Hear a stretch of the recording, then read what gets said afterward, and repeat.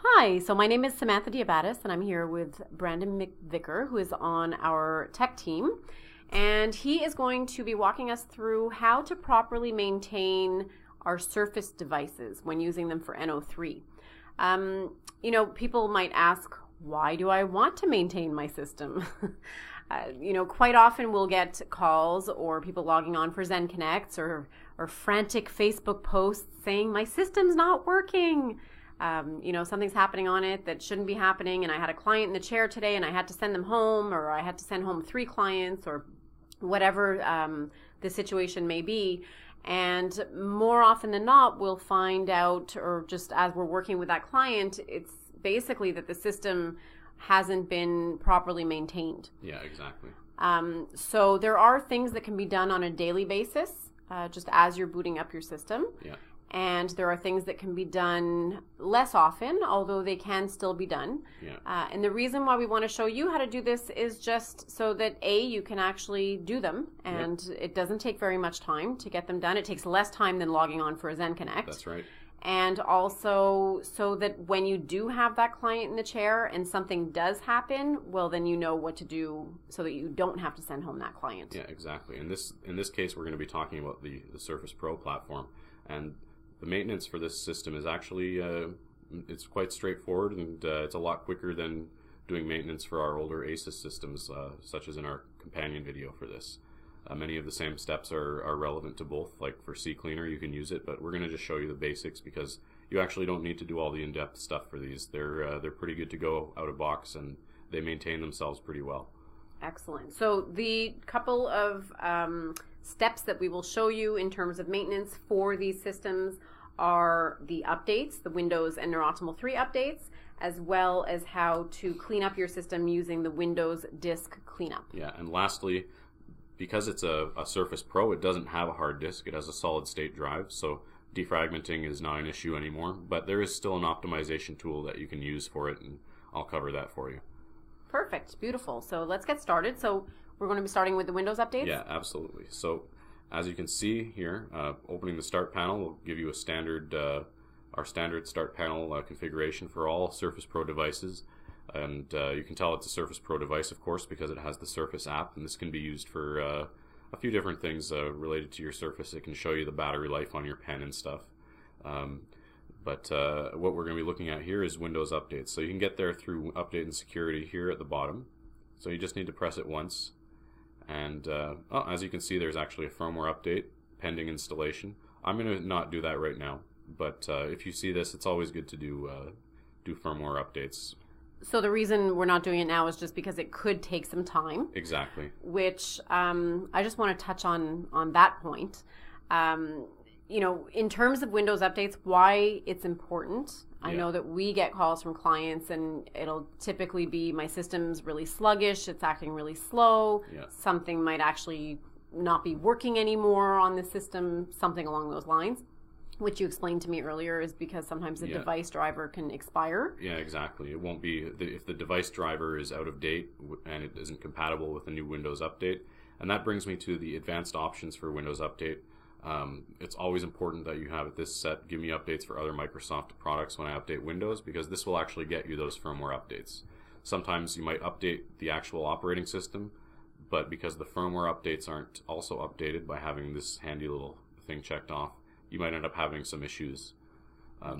The Surface Pro gets all of its driver updates and firmware updates through Windows Updates this way because it's a Microsoft product, so there's very good device support for it.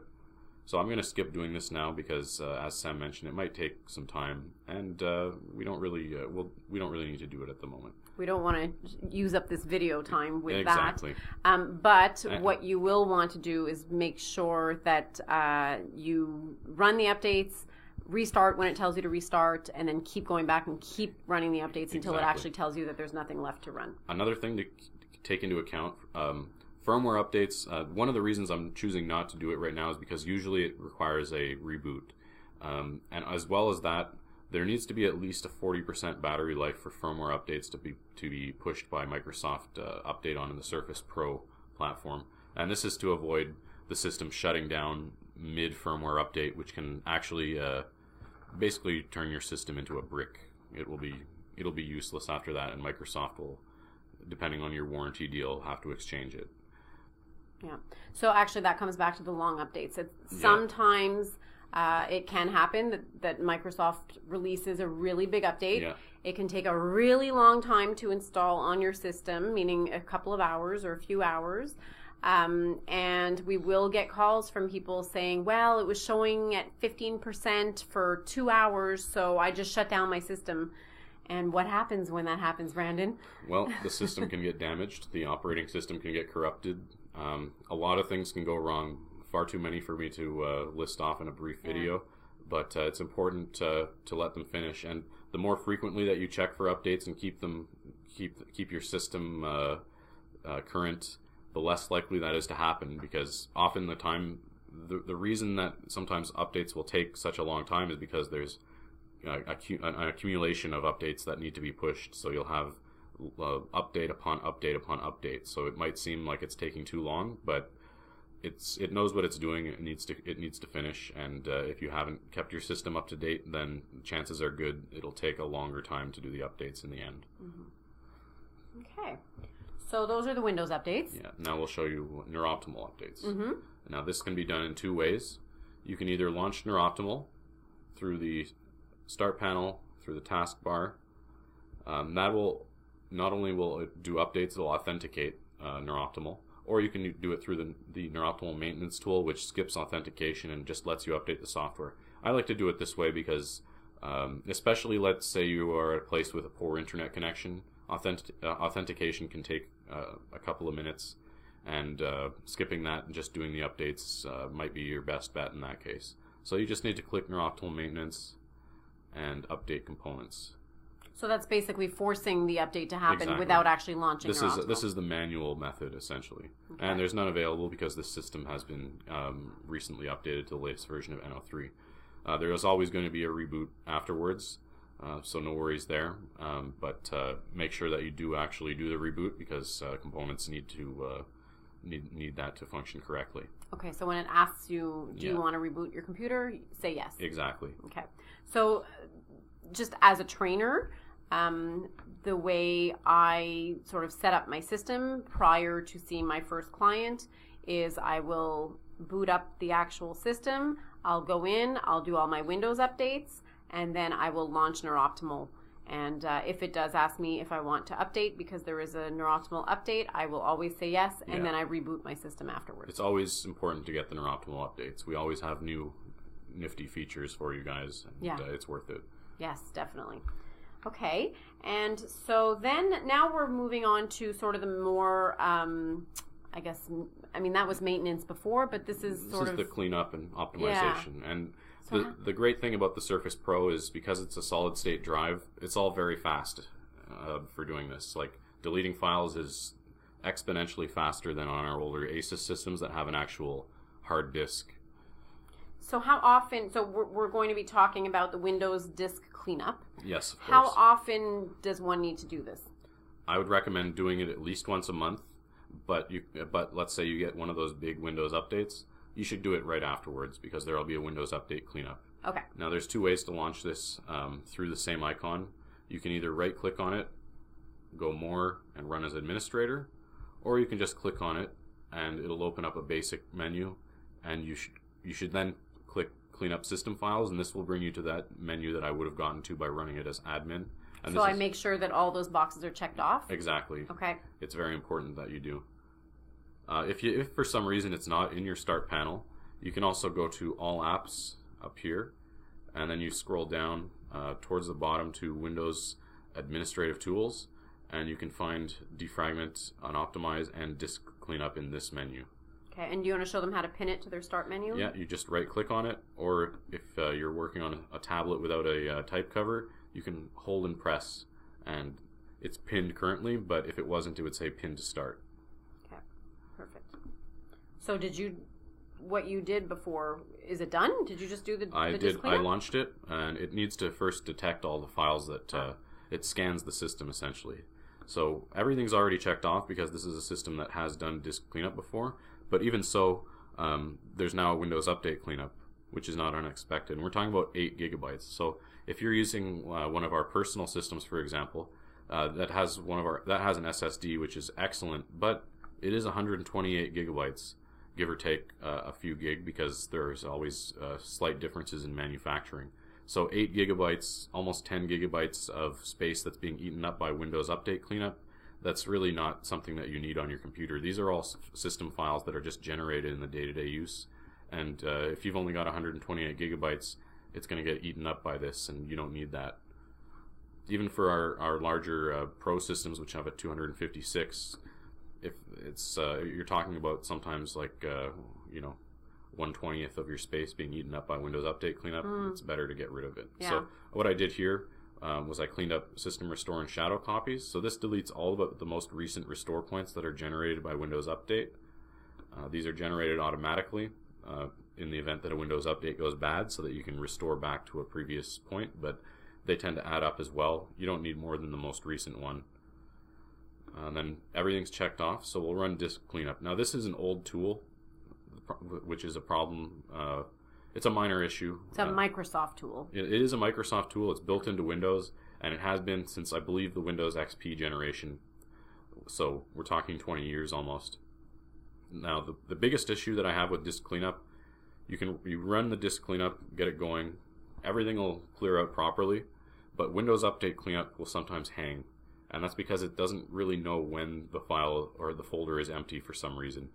I've seen it sit for hours on 2 megabytes of Windows Update cleanup. It should really take no more than 30 seconds to do this, even less than that. I'm going to let it sit maybe for a few seconds more, and it'll be finished. Even if it says that it's not, like, even if it wants to sit here for a few hours, it's just the reason, it's just the age of the tool that's at fault here. It still does its job, and it will actually, this disk cleanup window will actually close on its own, but you don't need to wait for it. Like right now I can tell you it's done. So okay. So what, wait like a minute? Yeah, maybe maximum when they see Windows clean up at the bottom. Yeah, just let it go for 30 seconds or so, and then okay. So now that that's done, the disk cleanup was really the major step that you need on these Surface tablets. Unlike the Asus system, you don't really need to use CCleaner on these, though you can, and you can reference our other video because everything I did there is in fact relevant to the Surface. So the CCleaner operates the same no matter what system you have, and there's a guide for it. Okay, but you don't need to do it. It's not something that we don't need defraggler either, because being a solid state drive means that fragmentation is not relevant. Yeah, beautiful. So I'll show you now how there is actually defragment and optimized drives. We can actually use this, and I do recommend it after you do your maintenance. So why are you using this if it's a solid state drive and we don't need to defragment? What it does instead of defragmenting is it runs a tool called trim. Okay. Essentially, what trim does is it flips used bits over back to back to the state where they can be rewritten. Because when you delete a file on a solid state drive, it's still listed as being in use until you run trim on it. When you run trim, that file is now available to you to write again. So it's been some time since it ran optimization, and it recognizes it as a solid state drive. So this is going to take a matter of seconds. You just press optimize, and a good thing as well, being optimized automatically. But it's been 41 days, so despite it being automatic, it's always good to check on your own because, as you can see, it's been more than a month that it's been run, despite it being supposedly a weekly frequency. So automation is good, but you still need to have the human factor in verifying it. Yeah, okay. So to run it, very simple, optimize and watch trim, and it's going to be done any second now. How fast that is. Yeah. So the solid state drive, far superior to the hard drive. Highly recommend it for anyone who's got an Asus still. Upgrade to a Surface Pro, you'll be very happy. Nice. Okay. So boot up your system, run the run the Windows updates. Takes a couple of minutes. Yeah. Unless it's a really, really big update, but typically we know about those in advance. Right? Yeah, exactly. Yeah. And the biggest limitation is your bandwidth. Because these systems have a very good processor, they have a solid state drive.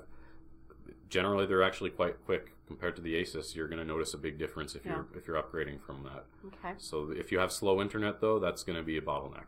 Yeah. Okay. So a couple of minutes there. It takes a minute to run the NeurOptimal update when there is one. Yeah. You reboot. That's another couple of minutes.